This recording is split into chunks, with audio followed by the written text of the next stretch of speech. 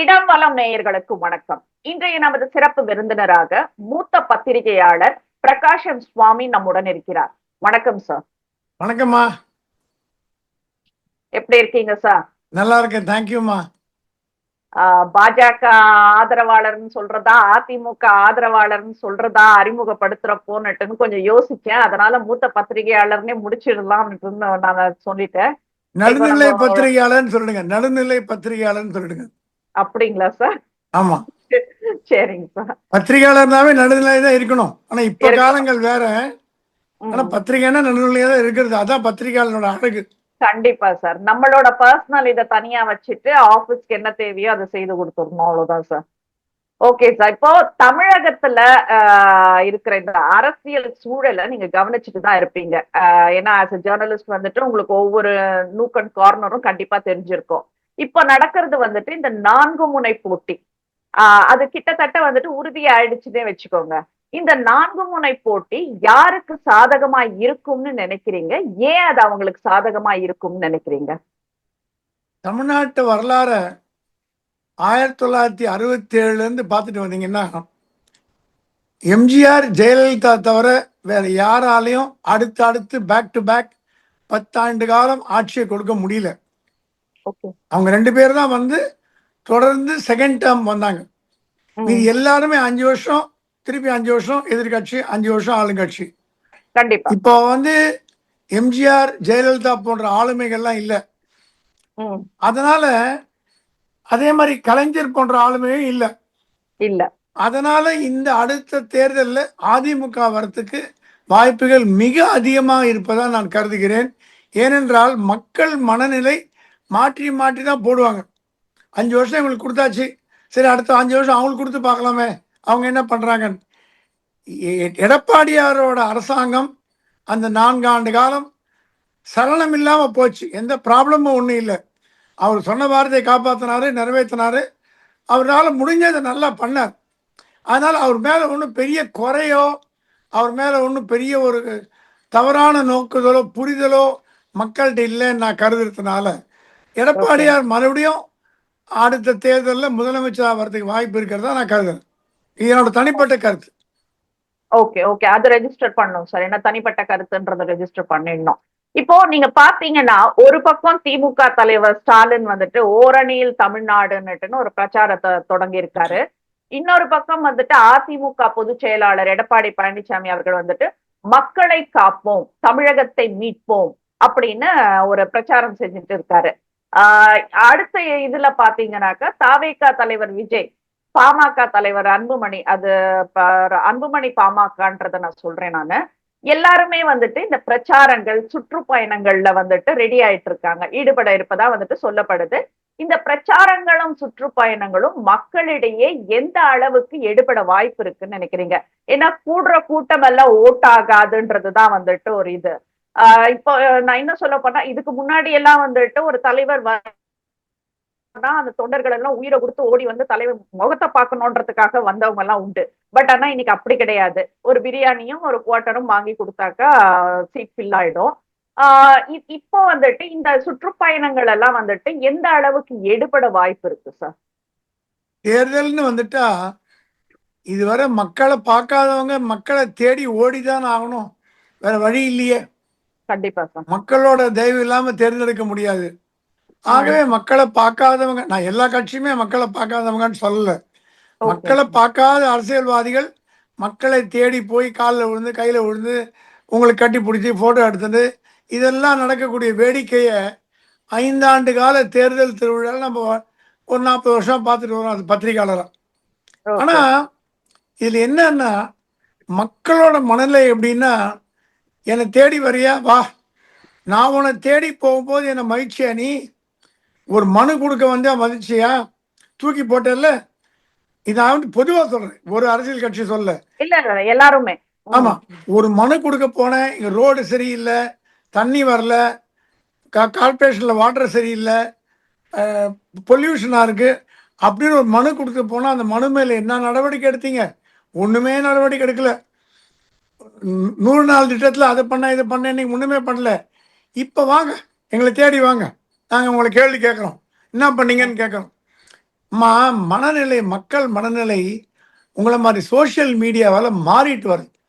அந்த காலத்துல மேடை பேச்சு மட்டுமே மக்களை அலங்கரிக்கும். நீங்க சொன்ன மாதிரி குவார்டர் பிரியாணிலாம் இல்லாம 2000 பேர் 3000 பேர் கூட்டங்கள் 1970 75 நான் பார்த்துருக்கேன். அந்த காலகட்டத்துல இருந்து மாறி இப்போ வந்து சோசியல் மீடியா வந்ததுனால பொதுக்கூட்டங்களுக்கு யாரும் போறது இல்லை. அதனால தான் அவங்க பிரியாணியும் 250 ரூபா. இப்பெல்லாம் அப்படி இல்லை. ஒரு பொதுக்கூட்டத்தில் வந்து பார்வையாளராக உட்காரணும்னா 500 ரூபாய் 250 ரூபாயோ ஒரு பிரியாணி ஒரு பாட்டில் கொடுத்தா தான் வராங்க பொதுக்கூட்டத்தில் வந்து உட்கார்றதுக்கு. அதே ஆளு நாளைக்கு திமுக கூட்டத்துக்கு போவான், அதிமுக கூட்டத்துக்கு போவான், பாமக கூட்டத்துக்கு எங்க பணம் கொடுக்குறாங்க போவான். ஸோ அவனுக்கு ஃபுல் டைம் ஜாப் ஆயிடுச்சு. அவனுக்கு இந்த லாயல்ட்டி, இந்த நன்மதிப்பு அதெல்லாம் கிடையாது.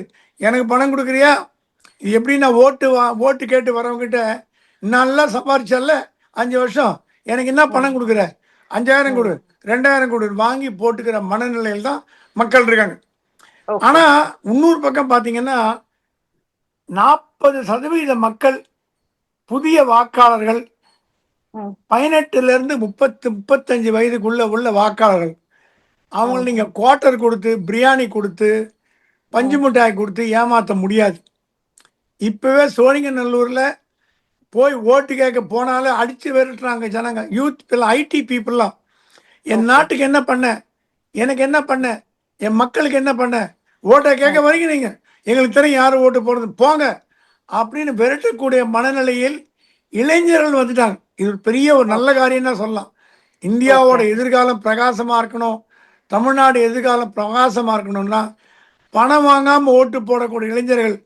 போன பாராளுமன்ற தேர்தலில் என்னுடைய நண்பர் ஒரு முக்கியமான அரசியல் கட்சியோட பிரமுகர் சொன்னார், அவர் திராவிட கட்சியில் தான் இருக்காரு, ஒரு ஓட்டுக்கு 2000 ரூபாய் என்னமோ கொடுத்தாங்களாம். அந்த ஒரு இளைஞர் அந்த பணத்தை வாங்கி மூஞ்சில வீசி அடிச்சாங்களாம். ஆடி போயிட்டாங்களாம் அவங்க.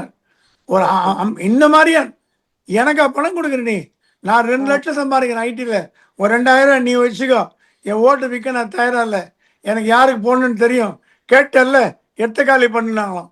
அந்த மாதிரி விழிப்புணர்ச்சி நாங்கள் பார்த்தது இல்லை சார்னார் அவர். அந்த மாதிரி விழிப்புணர்ச்சி வர வர தமிழ்நாட்டுக்கு நல்ல காலம் பிறந்துடுதுன்னு அர்த்தம். அதே நேரத்தில் பணம் வாங்கி ஓட்டு போடவங்கள தடுக்க முடியாது, சரக்கு வாங்கி ஓட்டு போடவங்கள தடுக்க முடியாது. ஆனால் பர்ஃபார்மன்ஸ் பேஸ்ட் ஓட்டிங் அப்படிங்கிறத இப்போ இருக்கிற இளைஞர்கள் 18 25 வயது 30 வயது உள்ள இளைஞர்கள்லாம் நீங்கள் பணம் கொடுத்து வாங்க முடியாதுன்னு ப்ரூவ் பண்ணிட்டாங்க. ஏன்னா அவன் ஐடியில் 1 lakh 2 lakh சம்பாதிக்கிறான். அது இல்லாமல் இப்போ இளைஞர்கள் மத்தியில் டெவலப்மெண்ட் என்ற வார்த்தை மிக அதிகமாகிட்டு வருது. அப்துல் கலாம் மாதிரி அப்துல் கலாம் போன்ற தலைவர்களாக ஏற்ற இளைஞர்கள் லஞ்சம் கொடுக்க மாட்டார்கள், லஞ்சம் வாங்க மாட்டார்கள். அதனால யாருக்கு பாதிப்புன்னா இப்போ இருக்கிற அரசியல்வாதிக்கு பாதிப்பு. ஏன்னா இவன் பணம் கொடுத்து ஓட்டு வாங்கலாம்னு நினச்சாங்கன்னா அவன் போட நீயாச்சும் உன் பணமாச்சு, எனக்கு யார் ஓட்டு போடணும்னு தெரியும், நான் அனலைஸ் பண்ணி போடுறேன்னு முடிவு பண்ணாங்கன்னா கதை கந்தலாயிடும். ஆக பற்றி நீங்கள் கேட்ட கேள்விக்கு மக்களை தேடி இவர்கள் போவதற்கு காரணம் பிரச்சாரம் பண்ணவோ நாங்கள் செய்யும் நல்ல காரியங்கள் எடுத்து கூறவோ அல்ல, எப்படியாவது காக்கா பூச்சி ஓட்டு வாங்கணும். ஆனால் ஜனங்களுக்கு கிளீனாக தெரியும். சோசியல் மீடியானால எங்கள் ஊர் கிராமத்து பூஜாரி கேட்குறாரு, நாங்கள் இந்த கட்சி அந்த கட்சியோட கூட்டணி சேருமான்னு. நாங்கள் என்ன பூஜாரி நீ கிராமத்தில் உட்காந்து உனக்கு எப்படி தெரியும்? நான் சும்மா நான் தான் டெய்லி சோசியல் மீடியா பார்க்குறேனே, யூடியூப் பார்க்குறேனே. நீங்கள் கிராமத்து படிக்காத 2ஆம் கிளாஸ் படிக்காத பூஜாரி அரசியல் பேசுகிறாருன்னா உங்களை மாதிரி மக்களோட யூடியூப் எந்த அளவுக்கு மக்களை சென்றடைஞ்சிருக்கு, அவர்களை எஜுகேட் செய்திருக்கு, நல்லது கெட்டதுகளை பார்த்து தீர்க்கும் அறிவை அவர்களுக்கு கொடுத்துருக்குது என்றால் தமிழ்நாட்டுக்கு நல்ல காலம் பிறந்தாச்சுன்னு அர்த்தம். ஏன்னா ஜனங்க இனிமே ஏமாற தயாரா இல்லை. உங்க பொய் வாக்குறுதிகள், பொய் பிரச்சாரங்கள், 5 வருஷத்துக்கு வந்து பார்க்கறது இதெல்லாம் எடுபடாது. உண்மையா மக்களுக்கு சேவை பண்றவங்கள தேர்ந்தெடுப்பாங்கன்னு நான் நம்புறேன். ஓகே சார், இப்ப நீங்க சொன்னதுல இருந்து ஒரு சில கேள்விகள் எனக்கு இருக்கு சார். இப்போ நீங்க சொல்றது வந்துட்டு இப்ப இளைய சமூகத்தினர் அப்படின்றத நீங்க சொல்றீங்க, சமுதாயத்தினர்னு சொல்றீங்க. இப்ப நான் என்ன கேக்குறேன்னா, அன்னைக்கு வந்து கொள்கை கோட்பாடு, ஒரு தலைவர் மீது ஒரு பாசம், உயிர் வெறி அப்படியெல்லாம் இருந்தது. அதனால வந்துட்டு மக்கள் வந்துட்டு அவங்களுக்காக போனாங்க. இப்ப நம்ம பேசுற மாதிரி இப்போ அந்த குவார்ட்டருக்கும் அந்த பிரியாணிக்கும் வந்துட்டு மக்களை அடிமையாக்கிட்டு வராங்க. இவங்களும் வந்துட்டு புத்திசாலி தான். இந்த கட்சிக்கும் போவாங்க, அந்த கட்சிக்கும் போவாங்க. அப்படி இருக்கும்போது நாம இப்போ இந்த பீரியட்னாக்கா இப்ப நான் என்ன சொல்றேன்னாக்கா இப்ப இந்த 18 வயசுக்கு மேல ஓட்டு போடுற பசங்களுக்கு என்ன மாதிரி மைண்ட் செட் இருக்கும் சார்? ஓகே, 2 பேர்கிட்டயும் பிரியாணி வாங்கி சாப்பிடலாம், இது வேற ஃப்ரீயா குடுக்குறாங்க அப்படின்ற மாதிரி ஒரு மைண்ட் செட் ஒண்ணு இருக்கும். இன்னொன்னு வந்துட்டு எலெக்ஷன் ஓட்டுக்காக வந்துட்டு பணம் கொடுக்கறப்ப வந்து எல்லார்கிட்டயும் வாங்கிட்டு நமக்கு யாருக்கு தோணுதோ அவங்களுக்கு விட்டு போகலாம் அப்படின்ற ஒரு மைண்ட் செட்டும் வரும். சோ இது எல்லாமே வந்துட்டு தவறான பாதை தானே அப்படின்றது என்னோட ஒரு கேள்வி சார். 2 விதமா பிரிக்கலாமா? நகரத்து இளைஞர்கள், கிராமத்து இளைஞர்கள்னு பிரிக்கலாம். ஐடில ஒர்க் பண்றவங்க, கார்பரேட்ல ஒர்க் பண்றவங்க, பேங்க்ல ஒர்க் பண்றவங்க, பிஏ முடிச்சுட்டு கம்பெனில ஒர்க் பண்றவங்க எல்லாமே லேட்டரல் திங்கிங்ல போறாங்க. இல்ல அந்த இடத்துலயும் ஒரு கேள்வி இருக்கு. நிறை குறை பார்த்து போறாங்க. கிராமத்திலையும் நீங்க பாத்தீங்கன்னா கூட குவார்டர் வாங்கி குடிப்பான், 750 ரூபா வாங்கி சாப்பிட்டு பாக்கெட்ல போட்டுப்பான். ஆனா ஓட்டுன்னு போடும்போது அவன் மனசாட்சி சொல்லத்தான் போடுவான். அதனாலதான் இப்ப எல்லாம் பூத் லெவல்ல யாருக்கு ஓட்டு போடுறான்னு கண்டுபிடிக்க முடியுது அவங்களால, அரசியல்வாதியால. ஸோ நீங்க பணத்தை வாங்கி பேக்கெட்ல போட்டுக்கலாம், எல்லாம் பண்ணிக்கலாம், குவார்டர் வாங்கி குடிக்கலாம், பிரியாணி வாங்கி சாப்பிடலாம். தேர்தல்னு போகும்போது அவனோட மனசுல நிக்கிறது யாருக்கு நம்ம ஓட்டு போட்டா நல்லது. நம்ம தமிழ்நாட்டு மக்களை குவார்ட்டருக்கு ஓட்டு போடுறான்னு சொல்றோம். குவார்ட்டருக்கு கூட்டத்துக்கு போறான்னு மட்டும்தான் நான் சொல்லுவேன். பணம் வாங்கி கொண்டு சத்தியம் பண்ணா கூட சத்தியத்தை மீறி ஓட்டு போடுறவங்க இருக்காங்க. பெண்கள் அப்படி இல்லை. பெண்கள் சத்தியம் பண்ணி கொடுத்து 2000 வாங்கிட்டாங்கன்னா அந்த கட்சி தான் ஓட்டு போடும். ஏன்னா பெண்கள் தப்பு தவறுக்கு பயந்தவர்கள். நாளைக்கு நம்ம குடும்பம் என்ன ஆயிடுமோன்னு பயம் வரும். அதனால அவங்க வந்து எந்த கட்சி பணம் கொடுக்குதோ அதிகமா, எந்த கட்சி அதிகமா பணம் கொடுக்குதோ அந்த கட்சி தான் ஓட்டு போடுவாங்க. ஆண்கள் அப்படி இல்லை. சில பேர் ஒரு 20% இருக்காங்க பணத்துக்கு போடுறவங்க. பொதுவாக வந்து நம்ம இப்போ கிராமத்து மக்களிடம் இருக்கும் அரசியல் அறிவு நகரத்து மக்களிடம் இருக்கிறதா எனக்கு ஆச்சரியமா இருக்கு. அந்த அளவுக்கு கிராமத்து மக்கள் இந்த மாதிரி இக்னரண்டாவோ ஒன்றும் தெரியாதவங்களாவோ இல்லை. ஒரே எக்ஸாம்பிள், எங்க கோயில் பூசாரி எல்லாருக்குமே தமிழ்நாட்டு நடப்பை ஒரு நொடியில் கொண்டு செல்கிறது சோசியல் மீடியா. ஒரு அரசியல்வாதியால் பண்ண முடியாத டேமேஜ ஒரு சோசியல் மீடியாவால் ஒரு கட்சிக்கு பண்ண முடியும். ஒரு எதிர்கட்சியால் பண்ண முடியாத, ஆளுங்கட்சிக்கு பண்ண முடியாத ஒரு டேமேஜ ஒரு சோசியல் மீடியாவால் ஆளுங்கட்சிக்கு பண்ண முடியும். அப்படி இருக்கிற மனநிலையில சீர்தூக்கி பார்த்து ஓட்டு போடும் மக்கள் கணிசமான முறையில் அதிகமாகி வருகிறார்கள் என்பது என் கருத்து.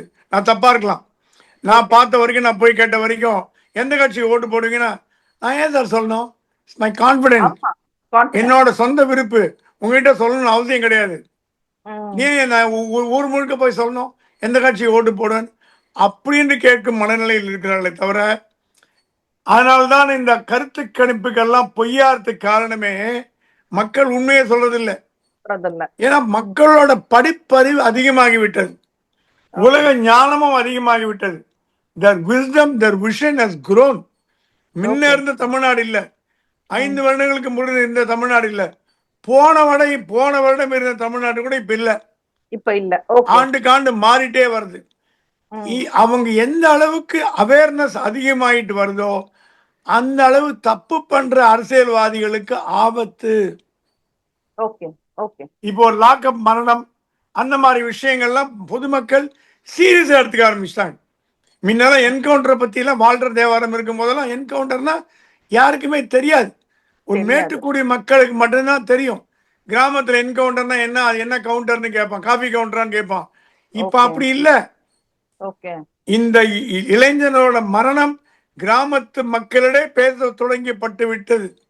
இந்த மட்டும் சொல்ல, எல்லா விஷயமும். ஆகவே கிராமத்து மக்கள் எது உண்மை, எது சரி, எது தப்பு என்று உணர ஆரம்பித்து விட்டார்கள். உணர ஆரம்பித்து விட்டதால் சீர்தூக்கி எந்த கட்சி தப்பு பண்ணாது, இப்போ எந்த கட்சி நல்லது பண்ணுங்கிற எண்ணத்துல இல்ல, எந்த கட்சி தப்பு பண்ணாது அப்படிங்கிற மனநிலைக்கு போயிட்டாங்க. ஓகே. முன்னெல்லாம் சொல்லுவாங்க லஞ்சம் வாங்காத கட்சிக்கு ஓட்டு போடுவோம். ம். அது மாதிரி குறைச்சலா லஞ்சம் வாங்குற கட்சிக்கு ஓட்டு போடுவோம் ஆ, அப்படின்ற மனநிலைக்கு வந்துட்டாங்க. கண்டிப்பா, கண்டிப்பா சார். இப்ப நீங்க அதே சொல்றீங்க. ஆங்கிள் பாத்தீங்கன்னா இப்ப இருக்கிற ம். மக்கள் எந்த கட்சினாலும் நமக்கு பிரச்சனை வராதோ அந்த கட்சிக்கு ஓட்டு போடலான்ற மனநிலைக்கு வந்துட்டாங்க. ஓகே. தெளிவாயிட்டாங்க. இப்ப நீங்க சொல்ற இந்த ஐடி பீப்பிள் எல்லாம் பாத்தீங்கன்னா, பெரும்பான்மையான அவர்கள் பணம் இஎம்ஐலயே தான் ஓடுது சார். சோ அதனால வந்துட்டு அவங்க இப்ப ஓட்டுக்கு பணம் குடுக்குறாங்க அப்படின்னா வந்துட்டு வேண்டான்னுட்டுன்னு நிராகரிக்கிறதுக்கு யாரும் தயாரா இல்லன்றது ஒரு விஷயம். இன்னொரு விஷயம் நீங்க சொன்னது வந்துட்டு சோசியல் மீடியா. இந்த சோசியல் மீடியா நல்லதும் செய்யுது, கெட்டதும் செய்யுது சார். இப்போ ஒரு விஷயத்த வந்துட்டு பகிரங்கமா உலகத்திற்கு சொல்லணும் அப்படின்னுட்டுன்னு கொண்டு போற விஷயங்கள் வேற. அந்த ஜேர்னலிசம்ன்றது வேற. இப்போ நம்ம வந்துட்டு நம்ம ஒரு சார்ந்தோ இல்ல வந்துட்டு நடுநிலையாகவோ நீங்க சொன்ன மாதிரி எப்படி பேசுறதுனால அது ஒரு வகையா ஆயிடுது. அது கூட நார்மலைஸ் பண்ணிடலாம் எனக்கு தெரிஞ்சு. ஆனா பிளாக்மெயில் ஜேர்னலிசம்னு புதுசா ஒண்ணு வந்திருக்கு. அது என்னன்னா தனக்கு ஒருத்தர் ஆகலன்றப்ப வந்து அந்த ஜேர்னலிஸ்ட ஐ மீன் அந்த அந்த கட்சி தலைவரை வந்துட்டு எந்த அளவுக்கு அடிக்க முடியுமோ, தேவையில்லாத புரளிகள் எல்லாம் கிளப்ப முடியுமோ. நான் நான் இப்போ வந்துட்டு இன்ஸ்டாலயோ ஒரு ட்விட்டர்லயோ வந்துட்டு ஃபாலோவர்ஸ் அதிகமா வச்சுட்டாங்கன்னு வச்சுக்கோங்க. அவங்கதான் ராஜா சார். அவங்க சொல்றதான் மக்கள் கேட்கிறாங்க. இப்ப நீங்க சொல்ற அந்த கிராமத்து குரு அவர்கிட்ட கூட ஆகட்டும். இப்ப அவருக்கு என்ன தெரியும்? அனலைஸ் பண்ண மாட்டாரு. சோசியல் மீடியால இவ்ளோ ஃபாலோவர்ஸ் வச்சுட்டு இவ்ளோ வியூஸ் இருக்கிற இந்த வீடியோவை நம்ம பார்த்தோம்னாக்கா நம்மளுக்கு நாலேஜ் இருக்கும். நம்மளுக்கு நாலேஜ் இருந்துட்டு இன்க்ரீஸ் ஆகும் அப்படின்னு சொல்லிட்டு ஒரு பொய்யான தகவலை வந்துட்டு அவங்க மைண்ட்ல ஏத்திக்கிறாங்களோன்ற பயம் எனக்கு இருக்கு சார். அதோட பார்வை உங்களோடது என்ன சார்? நீங்க அரசியல்வாதியை பத்தி தப்பா எழுதுறான்னு சொல்றீங்க. நடுநிலை பத்திரிகையாளர் எங்க விட்டு வச்சிருக்காங்க? என்னை பத்தி என்ன மாதிரி ஆபாசமான செய்தி எல்லாம் போடுறாங்க? என்ன மாதிரி ஏன்னா நான் அவங்களுக்கு நான் கட்சி சார்ந்தவன் இல்லை. நான் முதல்ல சொல்லிட்டேன், நான் பிஜேபி காரன் கிடையாது. மோடி நல்லது பண்ணா மோடியை பாராட்டுவேன். அமித்ஷா வந்து பாஜகவின் அமித்ஷா அதிமுகவை மிரட்டினா அமித்ஷாவை திட்டுவேன். ஏன்னா என் கொள்கை வந்து கட்சி சார்பு கிடையாது. 40 ஆண்டு காலமாக 50 ஆண்டு காலமாக நடுநிலை பத்திரிகையாளராக இருக்கேன்.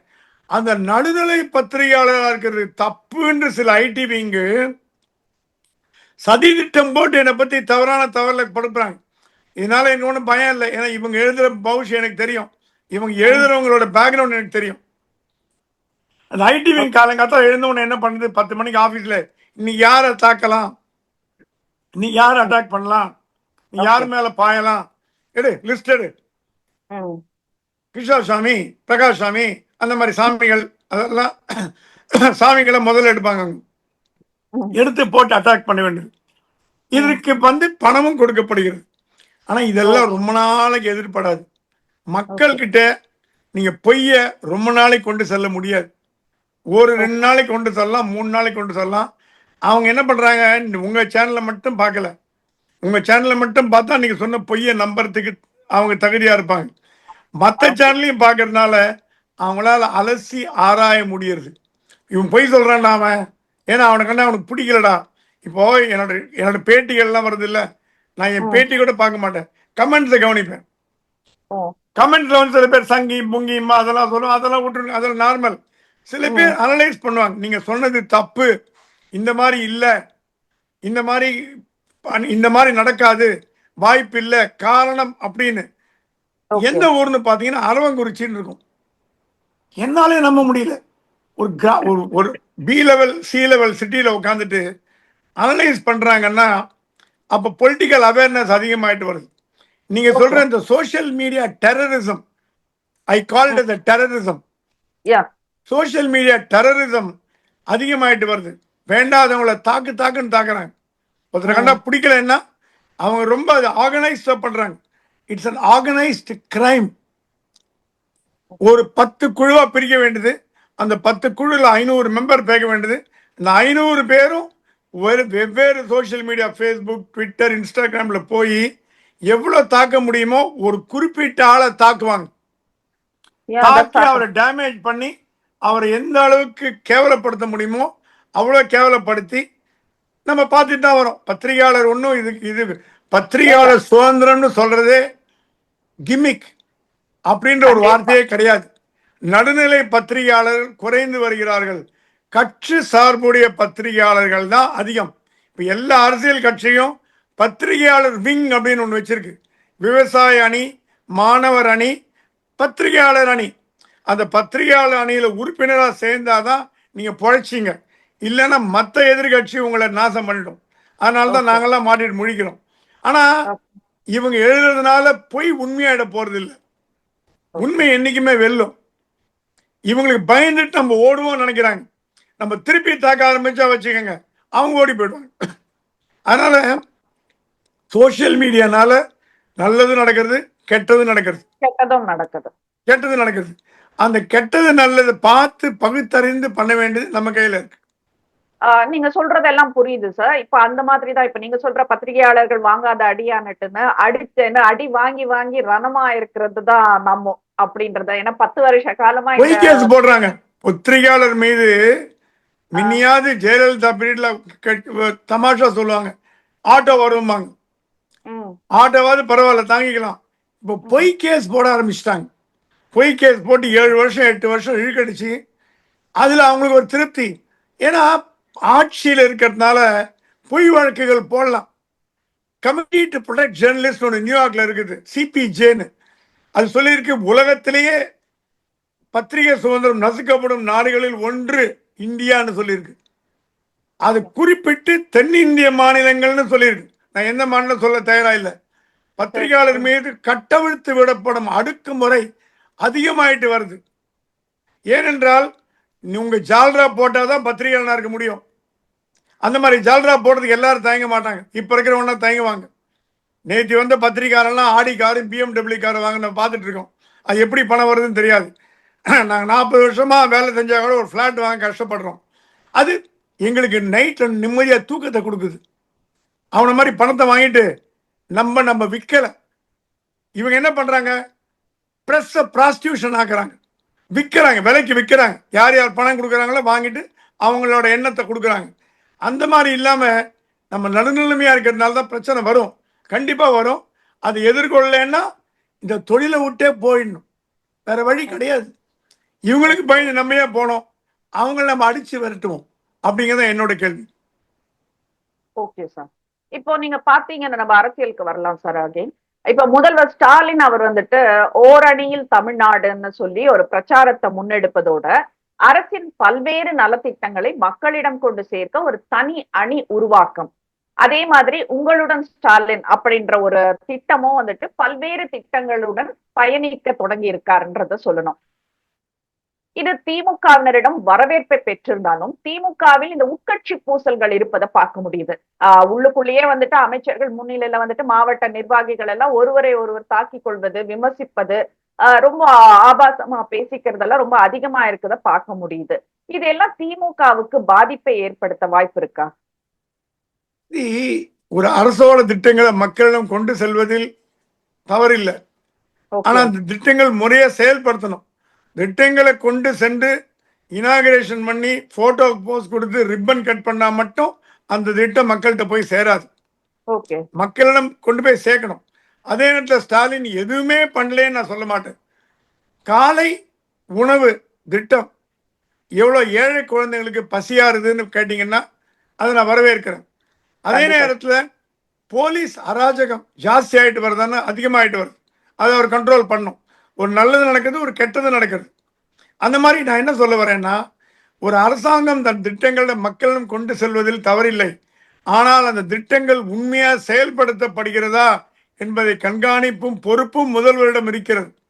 ஏன்னா நீங்க ஓபன் பண்ணிட்டு சொல்லிட்டு போயிடுறீங்க, போனவுடனே அந்த அதிகாரிகளோ உங்களை திருப்திப்படுத்தணும்னு இருக்காங்களே தவிர உங்களோட எண்ணங்களை நிறைவேற்றணுங்கிற எண்ணம் இல்லை. உங்களுக்கு நல்ல எண்ணம் இருக்கலாம், மக்களுக்கு பண்ணான்னு. அதிகாரிகள் நமக்கு என்ன கட்டு வருதுன்னு பார்க்குறாங்க.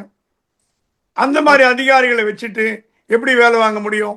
இது என்ன நடக்குதுன்னா, இப்போ பெண்களுக்கு மாதாந்திர அமௌண்ட் கொடுக்குறாரு. முதல்ல எல்லாரும் கொடுக்குறோம்னு சொன்னோம், அப்புறம் ஃபில்டர் பண்ணோம், திருப்பி அதில் ஏகப்பட்ட குளறுபடி. அப்புறம் இப்போ எல்லாரும் கொடுக்க போகிறதா சொன்னாங்க, இப்போ கார் இருக்கிறவங்களுக்கும் கொடுக்க போகிறதா சொல்கிறாங்க. ஸோ இது என்னன்னா, ஒரு திட்டத்தை செயல்படுத்துவதற்கு முன்பு அது சாதக பாதங்களை ஆராய்ந்து ஆராயணும். செயல்படுவதே சிறந்தது.